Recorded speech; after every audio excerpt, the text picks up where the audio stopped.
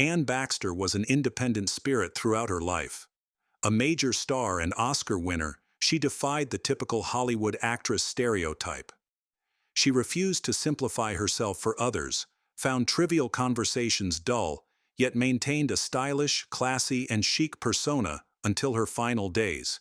While at least two of her roles are considered iconic, her life story is even more fascinating. From leaving Hollywood to become a rancher in the Australian outback, to the tragedy of her first husband, and the influence of one of modern America's founding figures on her career, Anne's life was anything but ordinary. This episode is all about her. Anne Baxter was born on May 7, 1923, in Michigan City, Indiana. Like fellow Indiana-born actress Carole Lombard, she came from a wealthy family. Her mother, Catherine Dorothy Baxter, was the daughter of the famous architect Frank Lloyd Wright.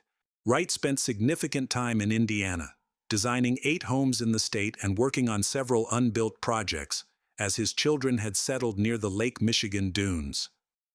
Catherine married Kenneth Stewart Baxter on March 11, 1919, and the couple moved to Michigan City, where Kenneth managed the sheet steel products company before transitioning to sales and public relations for the Frankfurt Distillers Corporation. On January 24, 1920, Catherine gave birth to their first child, James Stewart Baxter, who tragically died in his crib at just 5 months old. The Baxters lived at 916 Pine Street, where Anne was born. In 1929, Kenneth accepted an executive role at Seagram & Sons Company, known for their whiskey brands, prompting the family to move to White Plains and Chappaqua, New York, before settling in Bronxville. After the move, Kenneth and Catherine had a second son, Richard Tobin "Toby" Baxter, in April 1933. Anne was delighted to have a brother, but her joy was short-lived. Toby died of pneumonia shortly after his 3rd birthday, and the couple had no more children. By age 11, Anne had already decided to pursue a career in theater. Her passion for acting was sparked by her first performance in Michigan City at just 3 years old. This was no ordinary home production. Her grandfather, Frank Lloyd Wright, built her a miniature theater, reflecting his excitement over her budding interest in acting. Anne's enthusiasm grew further after attending her first Broadway play in 1933, where she watched the legendary Helen Hayes perform. At 13, Anne made her Broadway debut in Seen But Not Heard, which opened at the Henry Miller Theater on September 17, 1936. The play, a murder mystery set in a dark New England house, featured Anne as one of 3 children involved in the story. Unfortunately, the production lasted only 60 performances. Variety noted, Anne Baxter, a cute kid, and Raymond Rowe really earned such minor plots as are bestowed. Reflecting on this role years later, Anne shared how it influenced her portrayal of Eve Harrington, her most famous film character. She explained, "I modeled Eve after the understudy I had in a Broadway play when I was 13. She actually threatened to finish me off. She was the biggest person I ever saw." From a young age, Anne Baxter's determination was evident. She once told a reporter from the New York Evening Journal, "There is no stopping my ambition. I always like to dramatize things in my life. Acting is not merely fun, it is an earnest career."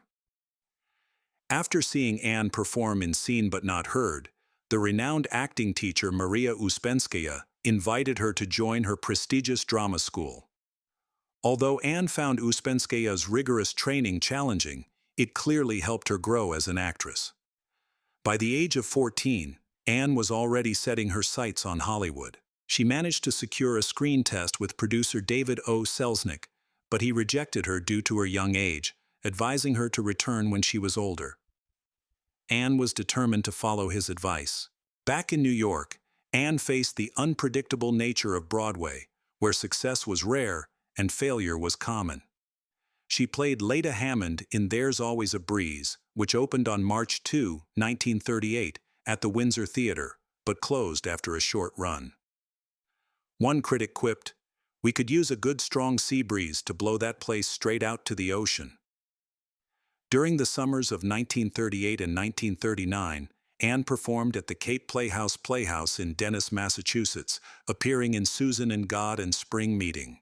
In the fall of 1938, she played Rosalie in Eva Le Gallienne's historical drama Madame Capet, which lasted only 7 performances at the Court Theatre. In August 1939, Anne returned to Hollywood to audition for Alfred Hitchcock's Rebecca.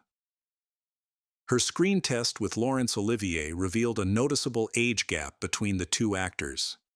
This was unsurprising, as Anne was just 16, while Olivier was in his mid-30s. She didn't get the role, but her test caught the attention of 20th Century Fox, who signed her in February 1940. Ironically, just before leaving for Hollywood, Anne was dismissed from the pre-Broadway tryout of the Philadelphia Story. Katharine Hepburn, the show's star, disliked Anne and had her replaced.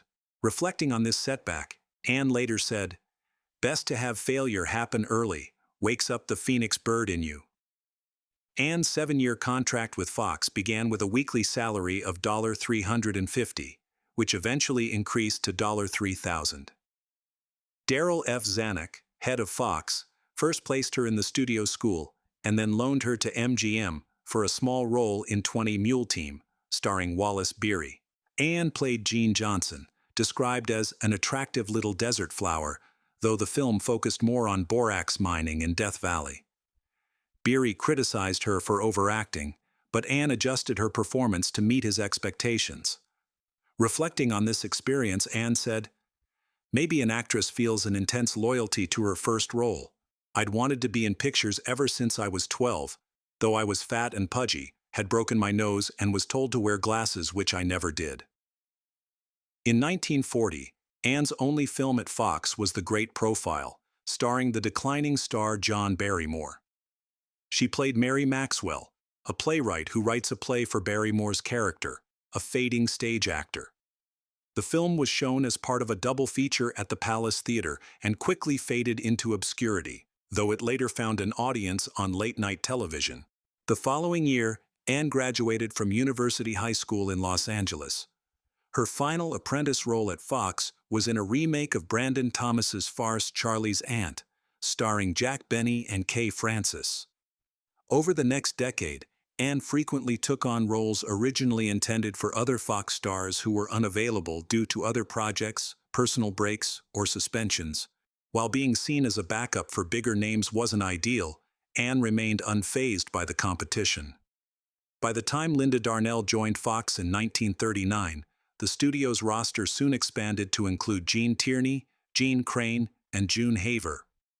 By the late 1940s, Anne was competing with stars like Susan Hayward, Jean Peters, Celeste Holm, and Colleen Gray. Anne Baxter's first major leading role came in 1941 with Swampwater.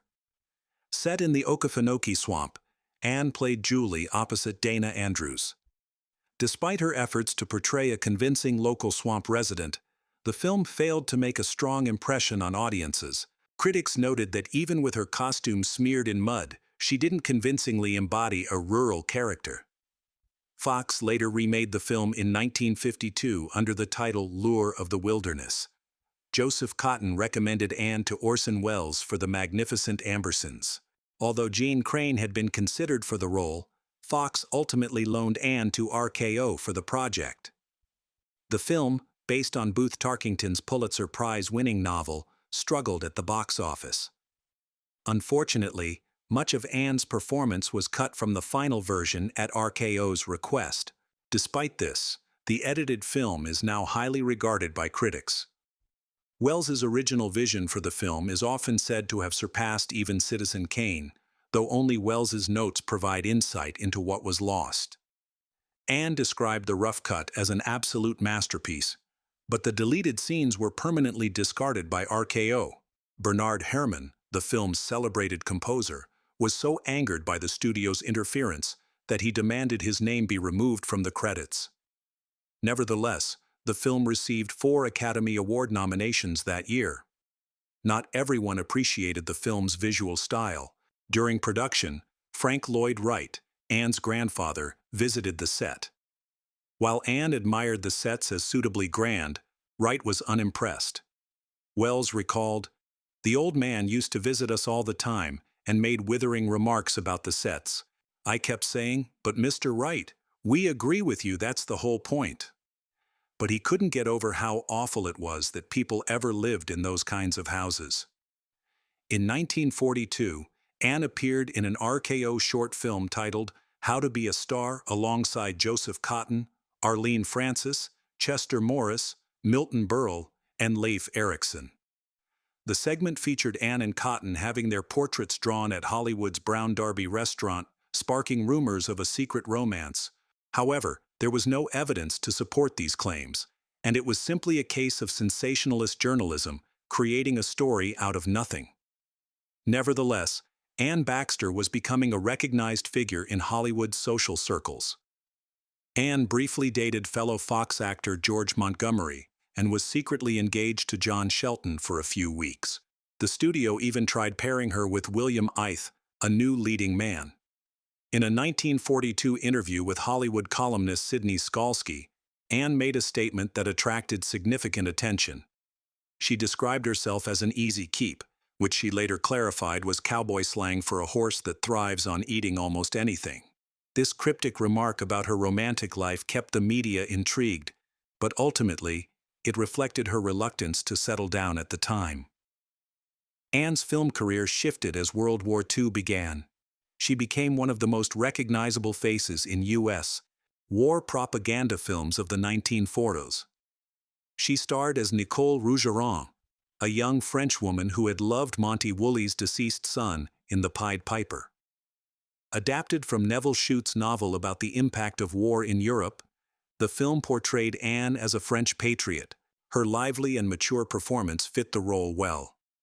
Despite its sentimental and somewhat contrived plot, the movie was well received by the Academy, earning nominations for Best Picture, Best Cinematography, and Best Actor for Woolley.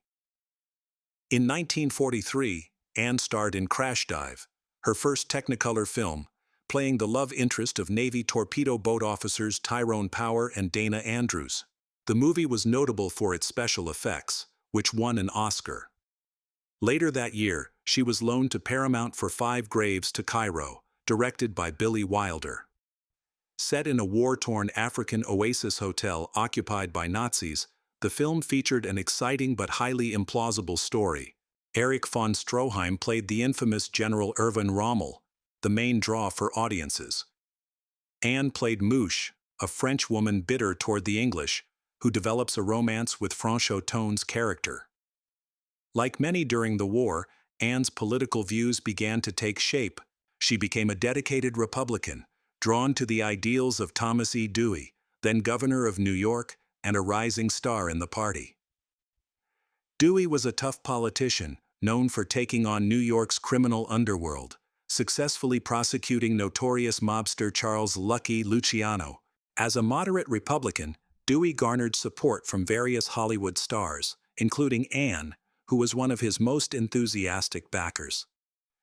Dewey narrowly lost to Franklin D. Roosevelt in 1944 and later suffered a shocking defeat to Harry S. Truman in 1948, one of the closest and most surprising elections in U.S. history. He eventually supported Dwight D. Eisenhower, who won the presidency in 1952, a leader Anne also admired. Interestingly, despite her admiration for Dewey's fight against organized crime, Anne would later date a man who embodied the very type of criminal Dewey sought to put behind bars. As the war escalated, Anne was initially cast as the lead in The Song of Bernadette, but the role ultimately went to Jennifer Jones, who won an Oscar for her performance. Despite this disappointment, Anne's career was gaining momentum. She was named Star of Tomorrow in the 1943 Motion Picture Herald Survey, a reliable predictor of future Hollywood success. That same year, Anne worked on The North Star, another World War II film. This movie, a tribute to Ukrainian peasants, was created as American pro-Soviet propaganda. After the war, it was awkwardly re-edited and released as Armored Attack, shifting its narrative to an anti-Soviet story about Hungarians resisting the USSR instead of Soviets fighting the Nazis. Produced by Samuel Goldwyn, Anne received top billing over Walter Huston. However, Erich von Stroheim, playing a pompous German general, stole much of the spotlight, though some critics believed Anne deserved greater recognition. In 1944, Anne starred in The Sullivans, a heartfelt film about 5 brothers who died at sea during World War II. By this time, Anne was a familiar face in American propaganda films.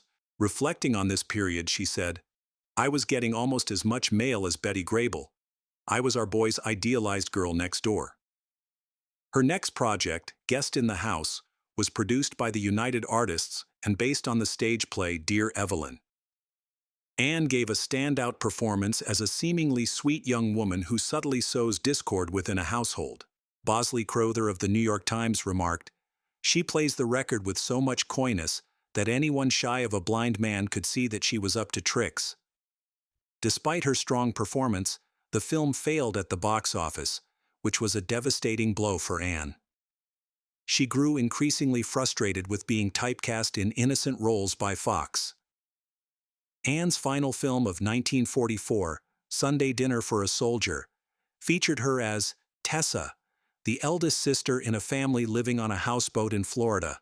The family manages to prepare a special meal for a soldier, played by John Hodiak. Though sentimental, the film was well received by audiences. During production, Anne and Hodiak began dating, and they married on July 7, 1946. In 1945, Anne appeared in only one film, A Royal Scandal. The project was started by Ernst Lubitsch, but completed by Otto Preminger. Anne's role was overshadowed by Tallulah Bankhead's commanding performance as Catherine the Great. During filming, Frank Lloyd Wright visited the set and commented on Bankhead's acting, saying, "Not bad for an old dame." Bankhead overheard the remark and was unimpressed. In a subsequent scene, where she was supposed to lightly tap Anne on the shoulder, Bankhead instead delivered an uppercut that sent me reeling, Anne later recalled. Bankhead then smiled sweetly and retreated to her dressing room. As World War II came to an end, Fox shifted its focus to family-friendly films and musicals. Anne starred as Julie Richards, a charming ranch owner in Smokey. Originally made by Fox in 1933 and later remade in 1966, this Technicolor production was praised for its stunning visuals, including mostly all blue sky, green grass, and a spirited horse.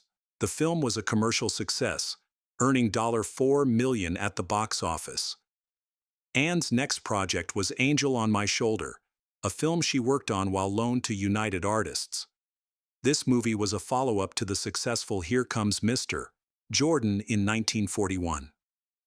In it, Claude Rains returned as a devilish character, while Paul Mooney played a judge who takes on the mind and soul of a gangster. By 1946, however, fantasy films like this were considered outdated, and it performed poorly at the box office. One of the major highlights of Anne's career came when she played Sophie MacDonald in the lavish adaptation of William Somerset Maugham's The Razor's Edge, produced by Darryl F. Zanuck. Zanuck struggled to find the right actress for Sophie until a friend suggested Anne during a poolside conversation. Though skeptical, Zanuck allowed director Edmund Goulding to meet her. Goulding was impressed and arranged a screen test, which secured Anne the role.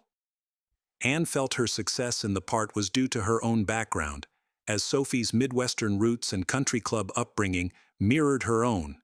The film, a richly produced Technicolor drama, running 146 minutes, featured a star-studded cast, including Tyrone Power, Gene Tierney, Clifton Webb, John Payne, and Herbert Marshall. However, some critics felt the ensemble was miscast. The movie premiered at the Roxy Theater on November 19, 1946, to mixed reviews. Bosley Crowther of the New York Times criticized Anne's portrayal of the tragic fallen woman, saying she fairly wallows in debauchery and poses. In contrast, Howard Barnes of the New York Herald Tribune praised her performance, calling it a sensitive portrayal of Sophie, a woman drowning her grief in Paris bistros. Despite the mixed critical reception, audiences loved the film, which grossed around $5 million. Anne's performance earned her the Academy Award for Best Supporting Actress in 1946, and her portrayal of Sophie became one of the most iconic performances of the decade. In 1947, Anne's only contribution to 20th Century Fox was narrating the musical Mother Wore Tights, starring Betty Grable and Dan Dailey. At Paramount, she took the lead role in Blaze of Noon, a film about early air transport.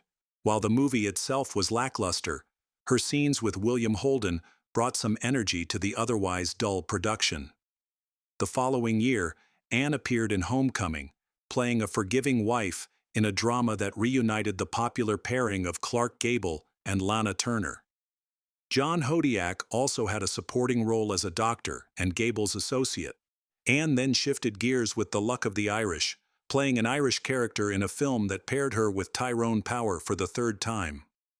Power starred as a news reporter, torn between his boss's daughter, played by Jane Meadows, and Anne's Irish character. Critics were divided on her performance, with some noting issues with her quaint charm and her attempt at a Midwest Irish brogue. Anne's career at the studio was clearly declining, as shown by her role in The Walls of Jericho. In this film, she played a supporting character, a lawyer who rescues Cornel Wilde's character. Wilde's character is pursued by the alluring Linda Darnell and burdened by his alcoholic wife, played by Anne Dvorak. Although Anne's role was minor, her performance received positive reviews. Under William A. Wellman's direction, Yellow Sky became a gritty western. Gregory Peck and Richard Widmark starred as rival members of a bank-robbing gang who take shelter in an abandoned Arizona town controlled by Anne's character and an elderly man. In another project that year, You're My Everything, Anne replaced Jean Crane, who had to withdraw due to pregnancy. Anne played a Boston woman who marries a dancer and eventually becomes a film star. As the new decade began, Anne hoped for a breakthrough role to revitalize her career. However, her first film of the year, A Ticket to Tomahawk, was more notable for a brief appearance by a then-unknown actress, Marilyn Monroe, than for Anne's performance. Despite this disappointing start, Anne remained optimistic about her prospects. She soon held her own opposite the legendary Bette Davis, who had stepped in to replace Claudette Colbert at the last minute. Anne herself was also a last-minute replacement for Jean Crane, who was again unable to take the role due to pregnancy. At the time, Crane was one of the biggest stars of 1950, and her absence was a significant letdown for producer Darryl F. Zanuck. Reluctantly, Zanuck gave Anne the opportunity, though he doubted her ability to handle the role. He believed Anne, who had spent a decade playing likable supporting characters, lacked the big virtuosity required for the part. However, he was proven completely wrong. Anne delivered a stunning performance in All About Eve, transforming the title character into one of the most brilliant and sinister figures in film history, a character who remains captivating to this day.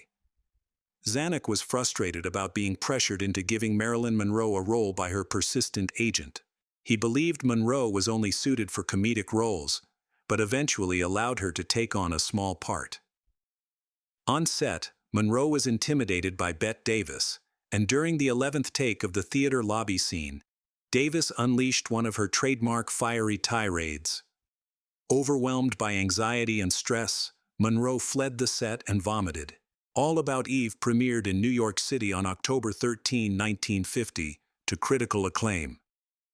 It received a record-breaking 14 nominations at the 23rd Academy Awards, becoming the only film in Oscar history to earn 4 nominations in the female acting categories: Bette Davis and Anne Baxter for Best Actress, Celeste Holm and Thelma Ritter for Best Supporting Actress. The film won 6 Oscars, including Best Picture, Best Director, and Best Adapted Screenplay. Anne Baxter was thrilled with her role, saying, "I was good. I was respected. I had a great part. The script was superb. The actors were perfect and perfectly cast. Even me, and I wasn't always." Bette Davis praised Baxter's performance, noting, "Anne was really playing a double role, one thing on the surface, another underneath. I called it the suite.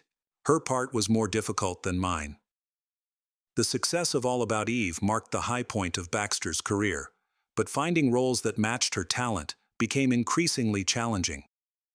While filming Follow the Sun, Baxter was secretly pregnant, but still delivered an excellent performance as the supportive wife of golfer Ben Hogan, played by Glenn Ford.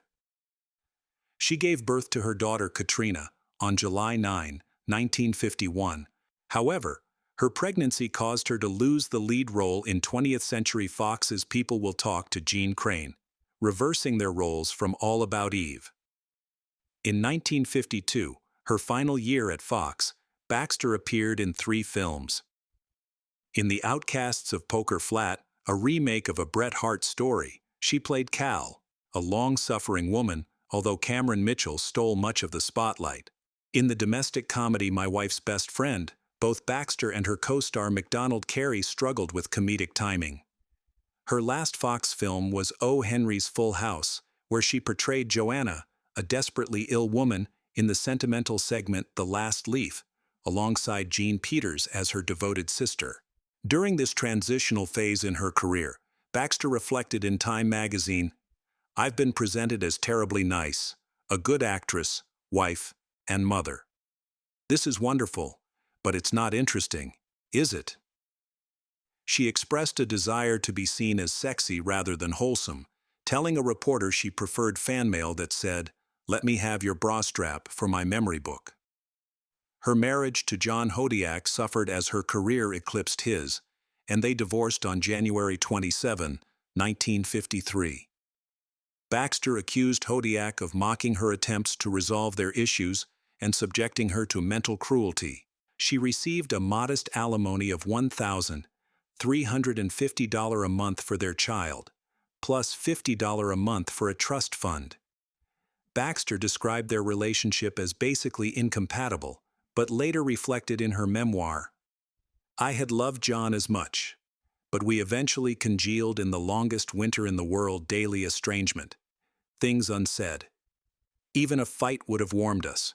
To my shame, I'd picked one at last in order to unfreeze the word divorce." Baxter, who had struggled to make a significant mark during her time at Fox, became increasingly outspoken. Known for her intelligence, political awareness, and status as the favorite granddaughter of architect Frank Lloyd Wright, she refused to comply with the studio's expectations to shut up and look pretty.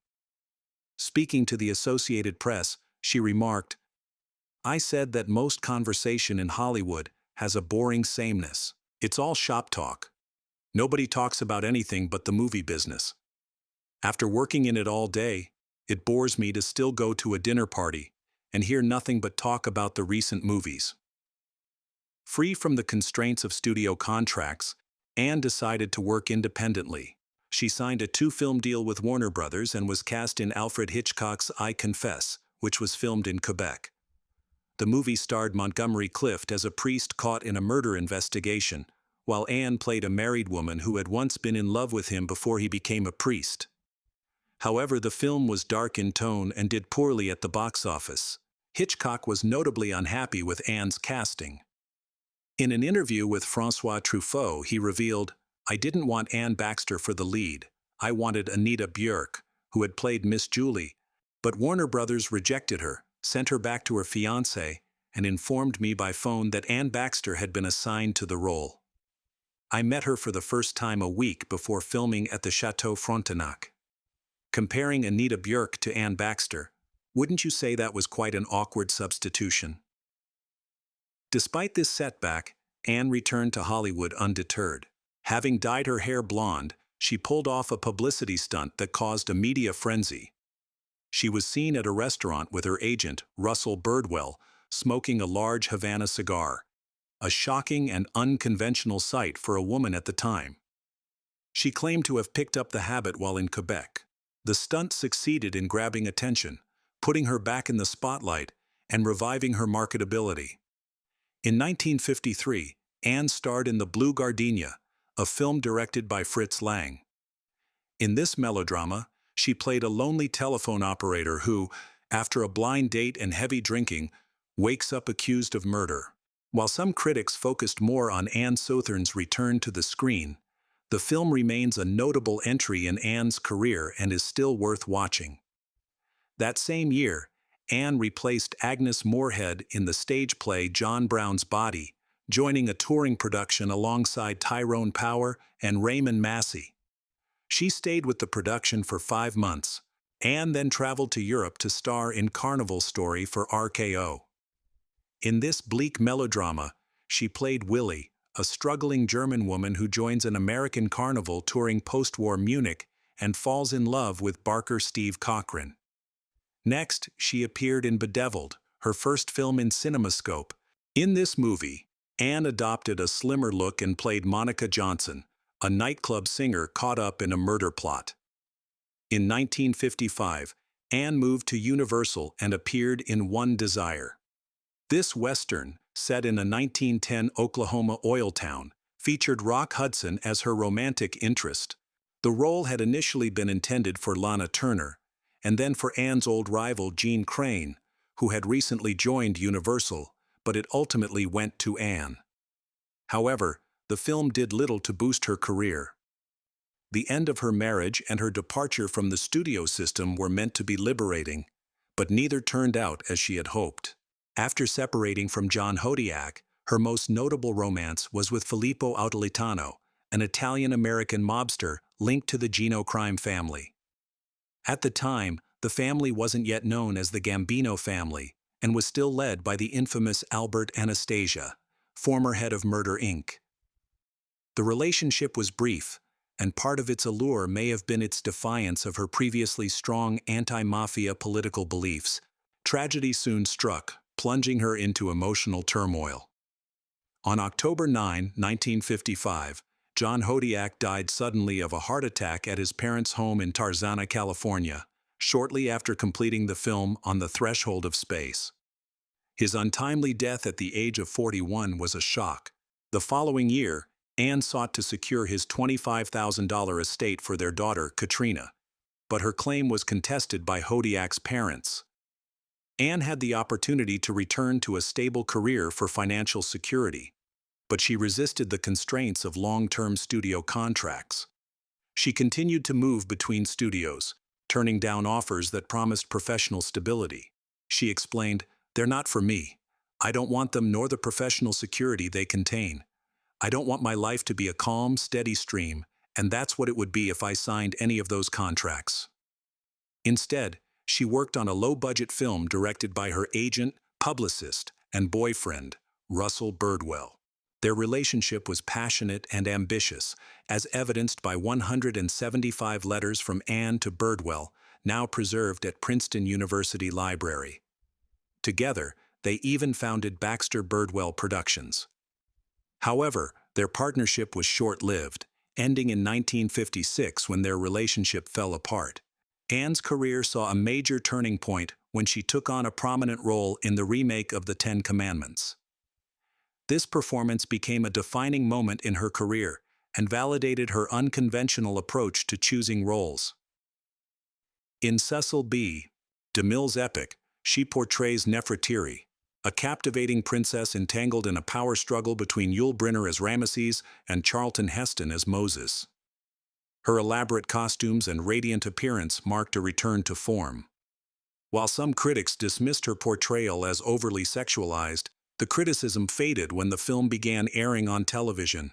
Reflecting on her role, Anne remarked, "Nefertiti ruled the glamour arena some 3,200 years ago, and it's surprising how much the ladies of that day knew about the art of stalking a man." The film, celebrated for its spectacular visuals and sets, has become a timeless classic, broadcast every Easter for decades. Anne's performance restored her reputation in Hollywood and highlighted her enduring beauty. She attributed her youthful appearance to simple habits, particularly adequate rest.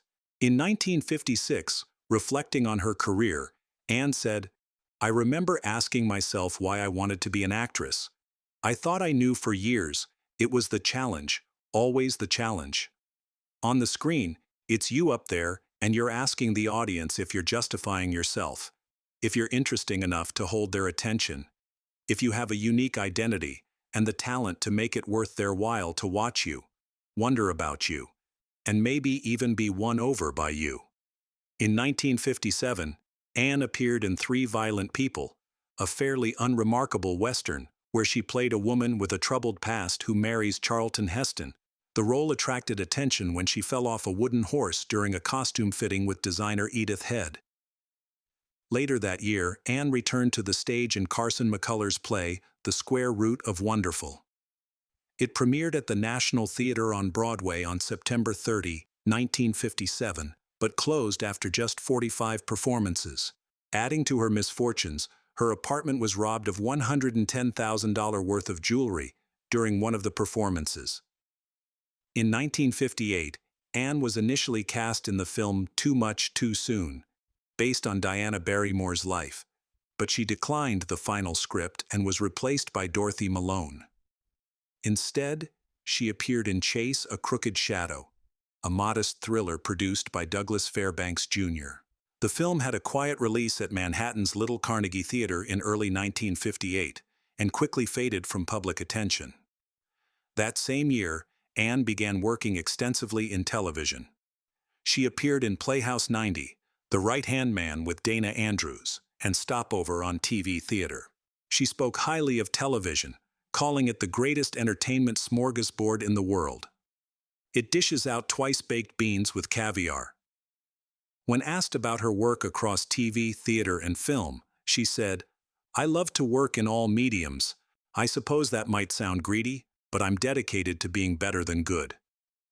Just once in my life, I want to turn in one really fine performance from start to finish." In London, Anne starred in Alec Copple's play, The Joshua Tree, which premiered at the Duke of York Theatre on July 9, 1958, and ran for 3 months. The play, centered on an insurance fraud scheme, received mixed reviews. In 1959, Anne traveled to Australia to film Summer of the 17th Doll, later retitled Season of Passion, alongside John Mills, Ernest Borgnine, and Angela Lansbury. While in Australia, friends tried to introduce her to a local rancher, Randolph Galt, but he was in the Philippines at the time, and Anne soon forgot about him. On April 9, 1959, Anne received a late-night phone call from her mother, informing her that her grandfather, Frank Lloyd Wright, had passed away. Anne had a close relationship with her grandfather, unlike her mother, Catherine Wright Baxter, whose relationship with him was strained. Wright had always supported Anne's work ethic and ambition, and he was proud of her success. After the memorial service, Anne received an unexpected call from someone named Randolph Galt. She eventually realized he was the man she had been meant to meet in Australia. Reflecting on the moment, Anne remarked that Wright's death had brought a stranger from another world into mine. She agreed to meet Randy for dinner. In a 1959 interview with Harvey Earl Wilson, Anne commented, "A marriage is happier when a man is more or less the sun and the woman's in the shadow, and what actress wants to be in the shadows?"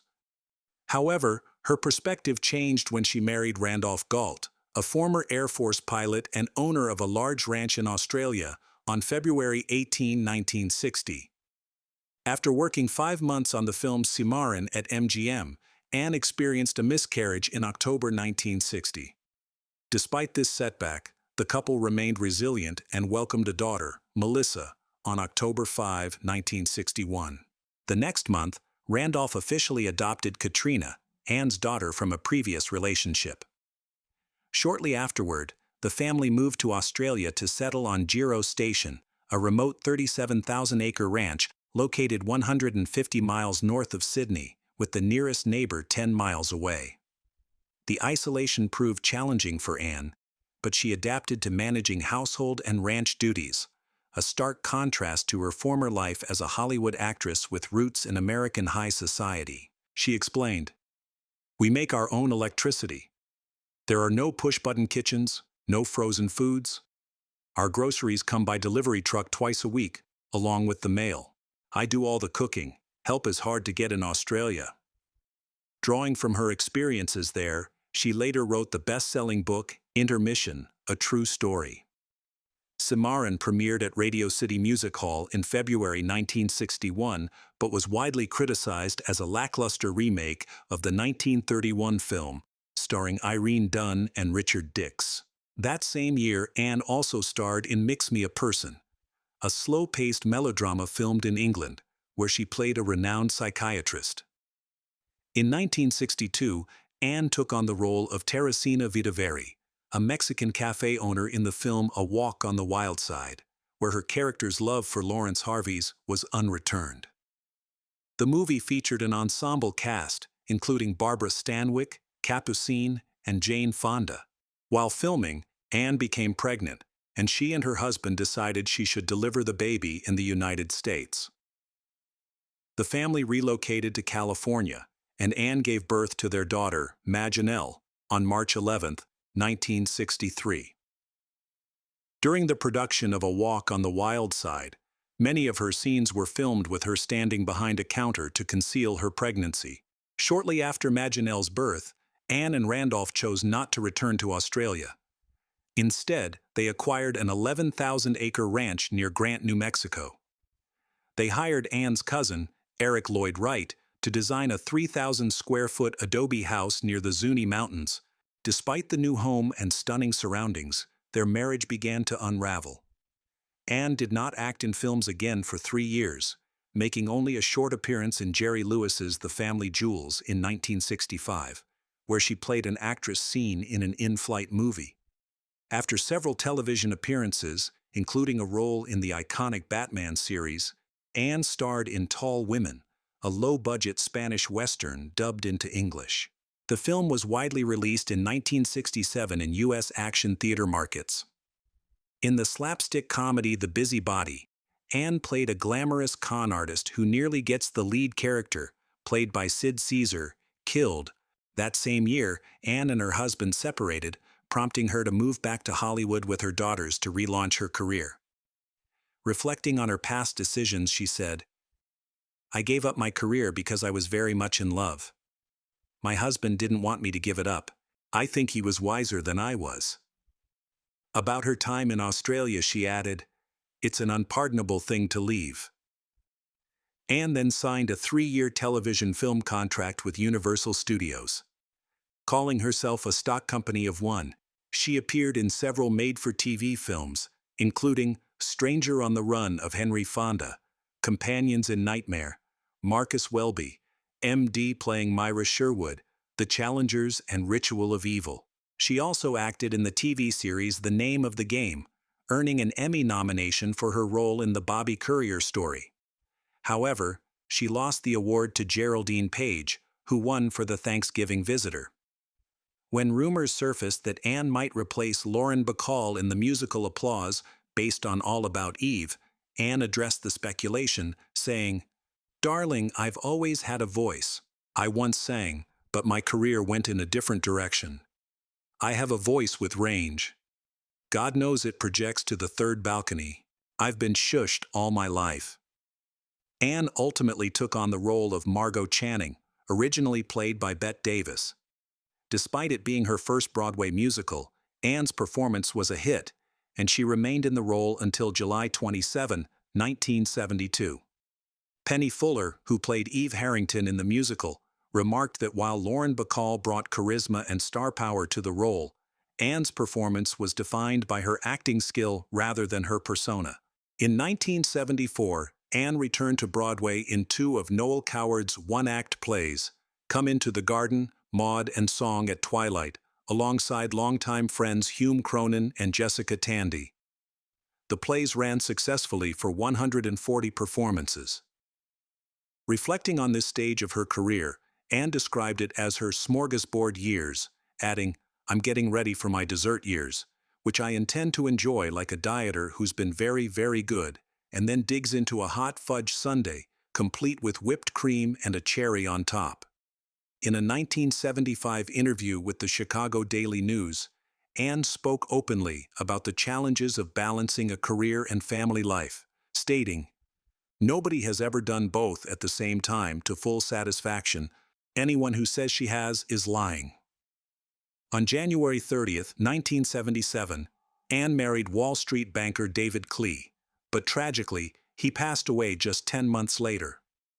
After his death, Anne kept their Connecticut home, which they had been renovating, and commuted to California for her stage and television work. In 1983, when Bette Davis had to leave the television series Hotel due to illness, Ann Baxter was brought in as her replacement. Within 72 hours, Baxter was back in Hollywood, seamlessly taking on the role much like her character's iconic replacement in All About Eve. Her later years seemed to be shaping up as rewarding as her earlier career, with Baxter aging gracefully and in high demand for compelling roles in both television and film. However, before she could fully cement her status as a revered Hollywood veteran, tragedy struck.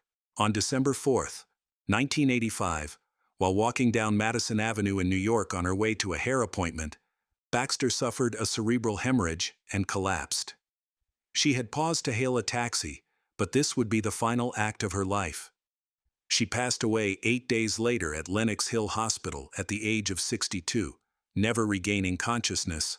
At the time of her death, she had just signed a contract with William Morrow Publishing to write a book about her family's legacy. As per her wishes, her ashes were scattered beneath an apple tree in Spring Green, Wisconsin, near her grandfather's famous Taliesin estate. No funeral was held. Reflecting on her passing, co-star Connie Sellecca said, "I adored her and loved working with her.